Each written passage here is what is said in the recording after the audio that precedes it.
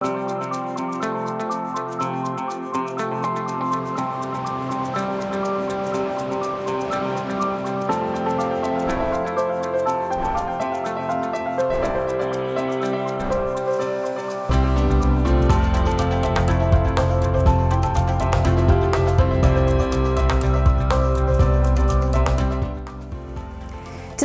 the Fence will get on the bus with Vermont lawmakers to learn about water quality. A recent tour brought together farmers, landowners, and policymakers to see what works and what still needs to be done to improve the water quality of Vermont's lakes, rivers, and streams. Good afternoon, and thanks for joining us. I'm Judy Simpson. It's not easy to talk about water quality without getting overwhelmed. Problems like runoff and blue-green algae didn't happen overnight, and they won't be fixed overnight either. Water quality issues require all of us to take the long view.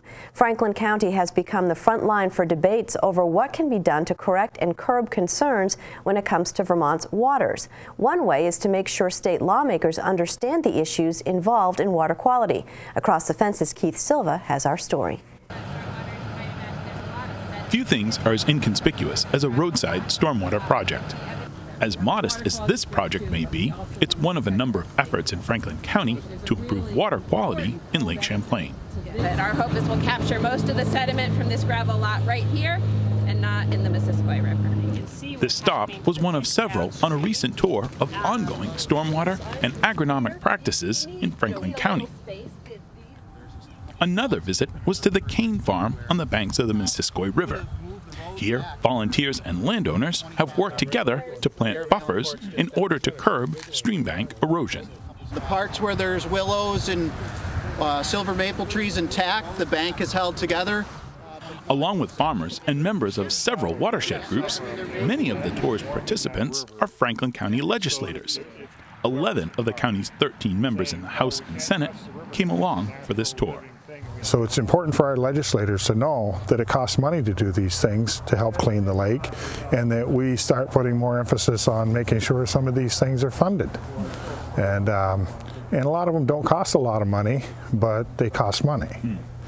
And so I think this is very important for our legislators that are here today, getting a first-hand education as to what's going on. There are some things we can do that will improve water quality, and many of these farmers are already doing them.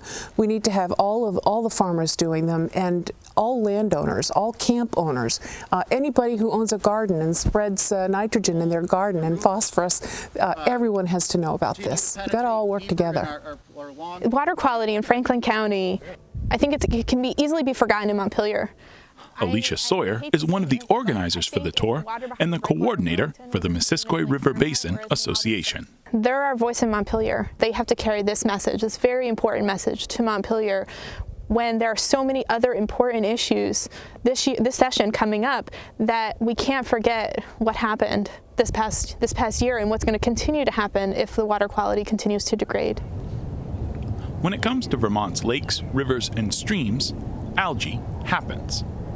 Excess nutrients like phosphorus and nitrogen, warm temperatures, and still waters all factor into a rapid increase of algae, often referred to as blooms. In the case of blue-green algae, the blooms are toxic. This past summer, Lake Carmi in Enosburg Falls was hit hard by blue-green algal blooms. Lake Carmi was green from August until November, and it's never been like that before. In recent memory, no one can recall a season like this. So that's part of the reason that people are still involved and invested. I think people are frustrated, and I don't blame them. McAllister has heard loud and clear from his constituents about the water quality of Vermont's lakes and rivers. His response is one of prudence and patience. They want to see it cleaned up tomorrow. Bad news. It's not going to be cleaned up tomorrow, even if we stopped everything. If every person left the state, that lake wouldn't be cleaned up for probably 80 to 100 years. So that's if everybody left. That's probably not going to happen. So what we're trying to do is slow down what's going on, and try to hold this in check. And it's going to take some work. The voters Brannigan hears from often tell her it's farmers who are to blame for Vermont's water quality issues. She believes the responsibility goes much further than farmers. It's not only the farmers, it's the camp owners, it's the road crews in town, it's every builder who lays down an impervious surface somewhere, everybody. We all have to work together on this, or we're not going to be able to solve it. And when you come on a tour like this, you understand what farmers have actually done to help clean up the water. It's significant, it's expensive, it's time-consuming, but they've done it because they're interested in cleaning the water too. Their excuse every time is there's just not enough money. For Sawyer, the actions of politicians are only part of what's going to make the difference when it comes to improving water quality in Vermont. I've seen people come together and work together that you might not ordinarily see do that, because everyone in the room at the end of the day wants the same thing. Even if we seem like we're on opposite sides of the issue, everybody wants the same thing. Everybody wants clean water. Everyone needs clean water. And we're all in this together, and the sooner we can come to that realization and just get the work done, the sooner it will happen. It's going to take more than roadside ditches and stream bank plantings to stem the challenges facing Vermont's lakes and rivers, but it is a start. In Franklin County, I'm Keith Silva with Across the Fence. Well, thank you, Keith. Here in the studio, I'm joined now by two guests. Denise Smith is the Executive Director of the Friends of Northern Lake Champlain, and Heather Darby is an agronomist and leader of UVM Extension's Northwest Crops and Soils team. Welcome to both of you. Now, Denise, what kind of feedback did you get from the lawmakers who took that tour? I mean, we heard from a couple of them, but overall, what was the sentiment? I think overall the sentiment was they were extremely grateful that we did it. I think you can say terms like bioretention basin and strip cropping, and unless you go out and look, grass waterway is another one, unless you go out and look and actually see these practices and these stormwater and agronomic practices on the ground, it's really hard to visualize or know what you're talking about. And we heard from a lot of them how grateful they were, and now it's really become the top issue for Franklin County, the Franklin County delegation, I would say. Is this tour something that you've done before? We've done it. We've actually done, last summer we did a tour, a summer farm tour, and we really targeted that towards farmers. We happened to get a lot of guests on that tour that were not farmers, and it was great.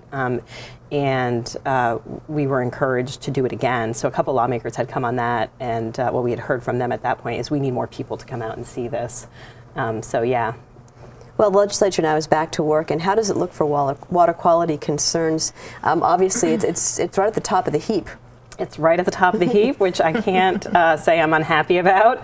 It was a great day. I happened to be in the State House yesterday and was able to attend the inaugural address.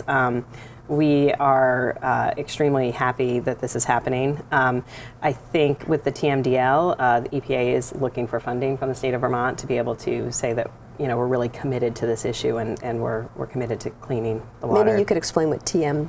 Oh, yes. So TMDL is a total maximum daily load, and it's a how much phosphorus a certain body of water could take. So that's the pollutant that actually is the problem in Lake Champlain. Out in the Bay of Mexico, it's nitrogen. So it's the amount of pollutants that can be allowed into a water body and that can absorb and still function. Yeah. Now, Heather, what's the reaction Vermont farmers have when the topic of water quality gets brought up?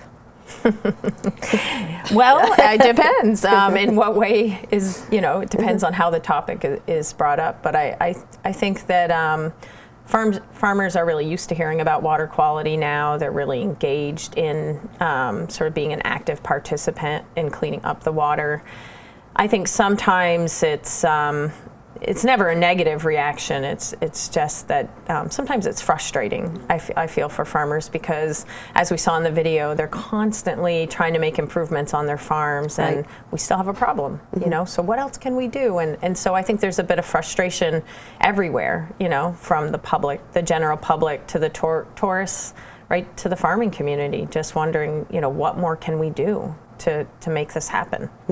And so what kinds of changes have farmers implemented in recent years that have had sort of a positive impact on runoff?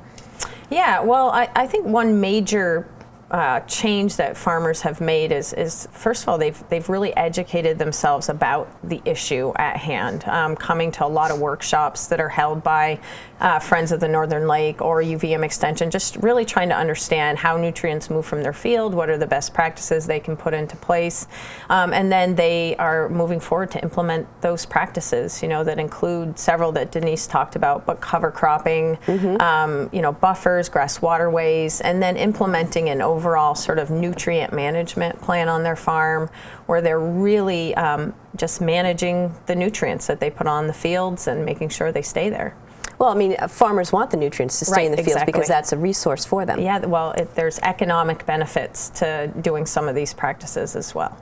So this is a question for both of you. What do you say to Vermonters who have expressed frustration that it's just taking too long to resolve some of these issues?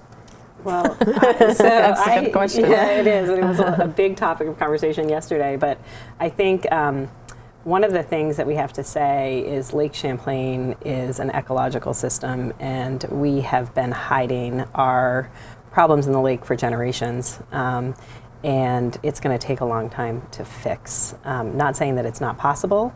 I think we have an obligation to invest in that lake, but it is going to take time, and it has been something that took years to get to the point that we're at right now. And it's everybody's responsibility too. Absolutely. I mean, you can't just point a finger Yep. at farmers along the lake and say, it's your problem. It's, I mean, everybody. Exactly. I mean, it's everyone's responsibility. We all own the lake, and we all have to put some ownership into making sure it's healthy. And, it even likely wasn't, the people that are here today that really sort of helped build the foundation of pollution in our lake. Many of those people aren't here anymore. Many of those businesses aren't here anymore. But today is the day that we're starting to really work towards cleaning it up. So the people here today need to help. And for the people in the future. And also, too, you look at some of the camps along the lake, and they were built years ago, generations ago, where you didn't need really a septic system or a well. So, times have changed, and we understand a lot better that that lake is a resource for us and that it's not a dumping ground. And, generations ago, that wasn't really understood. Right, and I mean, there were years ago when I first started reporting here, anytime there was a heavy rainstorm, the septic system in Burlington would overflow into the lake. That's been fixed. Yeah, so, we have a better understanding as a whole, but as Denise said, ecological systems are extremely complex, and we still don't understand all the complexities of what's going on in the lake, and maybe we never will, but we're doing our best, and we're really moving at the pace that we can move at with the resources that we have. So what can homeowners do to sort of play their part in improving water quality? I think the first thing that I would say to homeowners is, learn about it. I don't think 2 years ago I knew as much as I do today about water quality or what was happening in Lake Champlain. There's a ton of resources out there.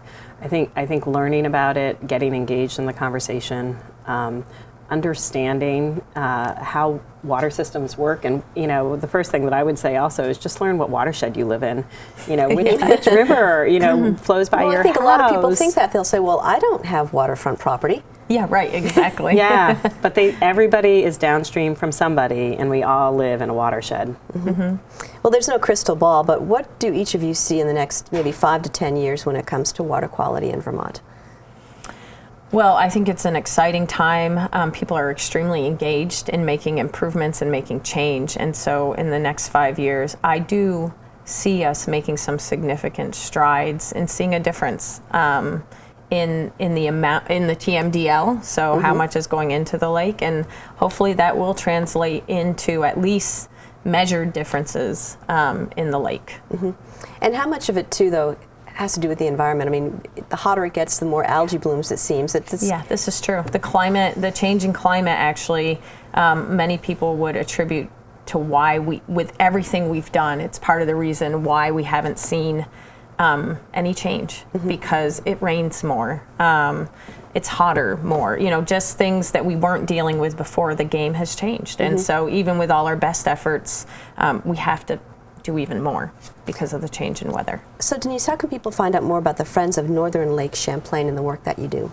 So if they want to learn about us, you can go to our website. It's northernlakechamplain.org. We also partner with a lot of organizations in Franklin County and throughout the state, the Farmers Watershed Alliance, Missisquoi River Basin Association, and the Franklin Watershed Committee, which is really concerned with Lake Carmi and what's happening with that lake. So a lot of opportunities for folks to get involved. A lot of opportunities. There's a lot of help that needs to happen, and I really think that water quality is going to be the recycling issue that when I was a kid, you know, that we really taught our parents how to recycle. I think the next generation of young people are going to be teaching their parents about water quality as we move forward in the next 5 to 10 years. Well, excellent. I want to thank you both for joining us today. Judy. That's our program for today. I'm Judy Simpson. We'll see you again next time on Across the Fence.